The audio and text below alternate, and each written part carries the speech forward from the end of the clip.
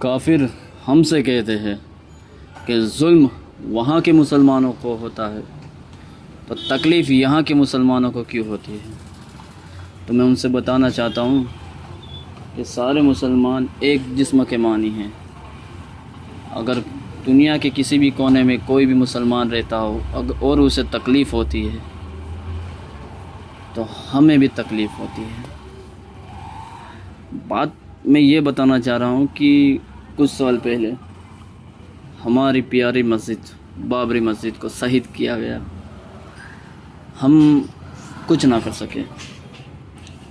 مجھے یہ دیکھ کر وہ 313 والا منظر یاد آ گیا، جب مسلمان کی تعداد صرف 313 تھے اور کافر ہزاروں کی تعداد میں تھے، مگر اللہ رب العزت نے ایسا منصوبہ بنایا کہ مسلمان کو فتح ہوئے اور کافر ہار گئے۔ آج دیکھتا ہوں کہ مسلمانوں کے 57 مسلم ملک ہیں، اللہ نے اچھی نعمتوں سے نوازا ہے۔ ان سارے مسلمان ملکوں میں اچھی ٹیکنیک ہے، اچھے میزائل ہے، اور کچھ تو مسلمان دیش ایسے ہیں جس کے پاس پرمانو بم بھی ہے، مگر پھر بھی فلسطین کی حفاظت نہ کر سکے۔ ہم مسلمان ترکی کے جو پریسیڈنٹ ہے رجب طیب اردوغان، ہم اسے اپنا آئیڈل مانتے ہیں، ہم اسے اپنے خلیفہ کی طرح دیکھتے ہیں، مگر جب بات آئی فلسطین کی، ویسے تو وہ دنیا میں کسی بھی ملک میں کسی بھی مسلمان پہ ظلم ہوتا ہے تو رجب طیب اردوغان ترنت ایکشن لیتے ہیں، مگر جب بات آئی فلسطین کی، یہ ناجائز دیش اسرائیل جو فلسطین پہ ظلم کر رہا تھا، تب یہ جو خود کو مسلمان کے حکمران رہنما بتا رہے وہ چپ رہے، کسی نے بھی فلسطین کے لیے کوئی مدد نہ کی۔ جس ایران کو ہم سیاہ بتا رہے ہیں کہ سیاہ ایسے ہوتے، سیاہ کافر ہوتے، یہ وہ ہے، مگر فلسطین کے لیے وہ کھڑا رہا۔ اگر ہم سارے مسلمان ایک ہو جائے، سیاہ، سنی، دیوبندی، بریلوی، یہ جتنے بھی فرقے ہیں، اگر ہم سب ایک ہو جائے، خدا کی قسم کسی میں اتنی مجال نہیں، کسی میں اتنا ضرورت نہیں کہ ہم مسلمانوں کو جھکا سکے۔ آج ہم بٹے ہوئے ہیں، تبھی تو ہم دیکھ رہے ہیں ہماری مسجدیں توڑی جا رہی ہے، ہمارے مدرسوں کو توڑے جا رہا ہے، ہمارے قرآن کو جلایا جا رہا ہے، اور ہمارے پیارے محمد مصطفیٰ صلی اللہ علیہ وسلم کی شان میں گستاخی کی جا رہی ہے۔ یہ کس کے بدولت؟ آج ہمارے دل میں سے ایمان نکل چکا ہے۔ ہم مسلمان خود کو ایمان والے کہتے ہیں، ہم مسلمان خود کو اللہ کی عبادت کرنے والے بتا رہے ہیں، ہم مسلمان خود کو محمد مصطفیٰ صلی اللہ علیہ وسلم کی امتی بتا رہے ہیں، حالانکہ ہے بھی ہم، مگر ہم ایسے کام نہیں کر رہے جو ہمارے نبی نے بتایا ہے، جو ہمارے اللہ نے بتایا ہے، جو ہمیں قرآن نے بتایا ہے۔ آج فلسطین میں بہت سے بچے ایسے ہیں جنہوں نے کئی دنوں سے کھانا نہیں کھایا، بھوک کی وجہ سے وہ مارے گئے۔ جب فلسطین پہ بمباری ہو رہی تھی تب ہم گھر میں بیٹھ کر خیر سورمے کا لطف اٹھا رہے تھے۔ ہائے افسوس، حالانکہ ہم کچھ کر بھی نہیں سکتے، مگر ہم ایک چیز تو کر سکتے، اللہ سے دعا کر سکتے تھے کہ یا اللہ فلسطین کے حالات سدھار دیں۔ میرے مسلمان بھائیوں، کہنے کے لیے تو بہت سی باتیں، میں بتاتا جاؤں گا تو رات دن کم پڑ جائے گی، آپ سنتے جاؤ گے تو رات دن کم پڑ جائے گی، مگر سننا یہ بڑی بات نہیں ہے، بات پہ عمل کرنا ہے۔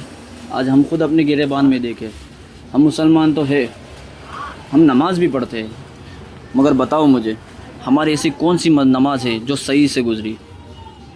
کیا ہم نے کبھی صحیح سے نماز کا سجدہ کیا، رکوع کیا؟ کیا ہم نے صحیح سے اتحیات، درود شریف، کچھ بھی ہم نے پڑھا؟ کیا کوئی ہم نے سورت صحیح سے پڑھی؟ ہاں پڑھتے تو ہے مگر غلطیاں اس میں بھی نکلتی ہوگی.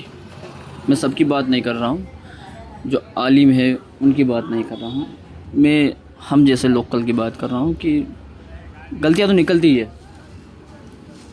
کیونکہ ہم نے جب چھوٹے تھے تب مدرسہ میں جاتے تھے قرآن سیکھنے کے لیے, پڑھنے کے لیے.